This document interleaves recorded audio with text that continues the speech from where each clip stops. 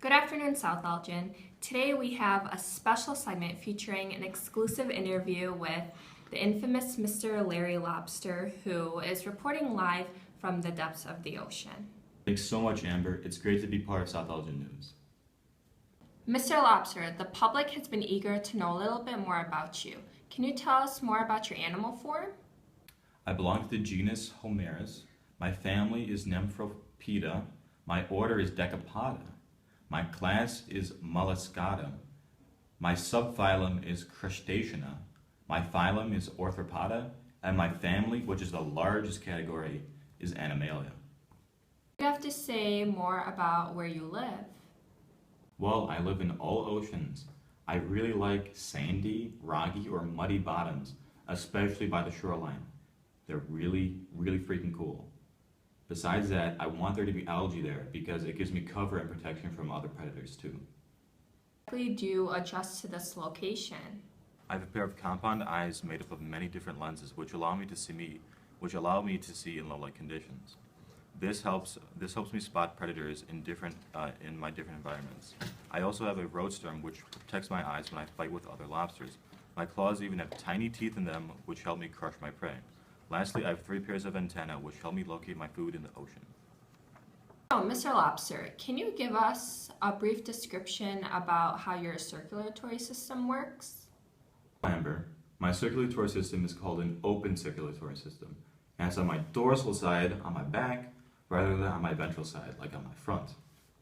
This means that I have a single-chambered heart, and when it contracts, when it beats, if the blood is pushed through tiny openings, and then it leads into major arteries, and then into major sensory organs, like my heart, my brain, and my lungs. The blood then passes into other body cavities and bathes my other organs in the blood. From there, the blood returns to my heart via venous sinuses and through arterial openings, where the blood is recycled again.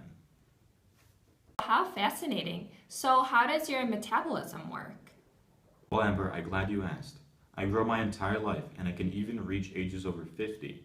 My metabolism is mostly constant through my entire life, which means that it doesn't really fluctuate as much as you expect, like a mammal's metabolism to fluctuate. What about your food intake? I eat everything: plants, fish, even other lobsters. I tend to eat a lot because I'm a very big lobster, but how much you eat really depends on your body size. So if you're a smaller lobster, you'll tend to eat less, but if you're a bigger lobster, you'll obviously eat more. I budget my energy on capturing food, maintaining bodily functions like my heartbeat and my respiration rate, and reproduction and growth. Okay, we got the sun passing over, which is reading, and we have a lobster. Lobster is traveling. This is a female lobster. I know this because I watched the video beforehand. And she has big claws. And that is her tail where her eggs are. So she's going to shallow water to lay her eggs. Because that's what lobsters need. They need shallow, warm water to lay their eggs. And it looks like she's traveling to some sandbar or something. And look at that, we have a whole colony of lobsters.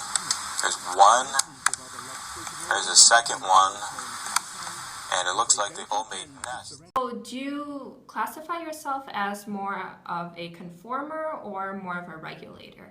Amber, I think I'm more of a conformer than anything else because I can't attain the amount of food that I need to maintain a natural body temperature. So my body temperature is regulated by my environment.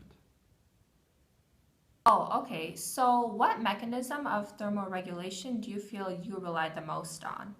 As a lobster, I don't really depend on any form of thermoregulation, but I do indirectly benefit from thermoregulation, or radiation from the sun.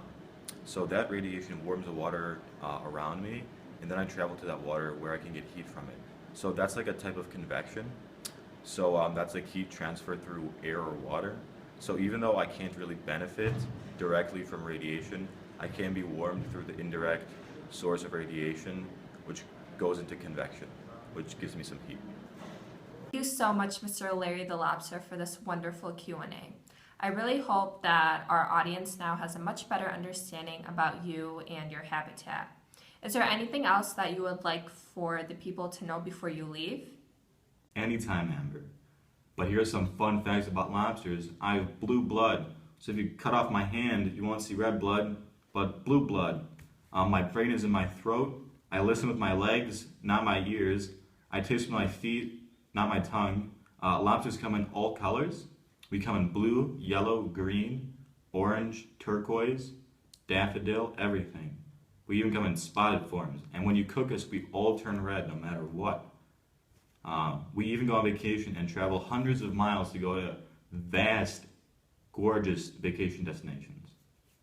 Females can even carry sperm for up to 2 years to fertilize their eggs. And even in the ye olde ages, before technology, lobsters were fed to servants and to slaves because we were nasty lobsters. Female lobsters are called hens, and male lobsters like me were called cocks. Is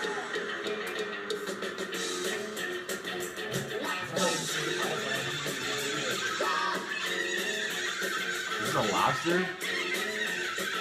Oh.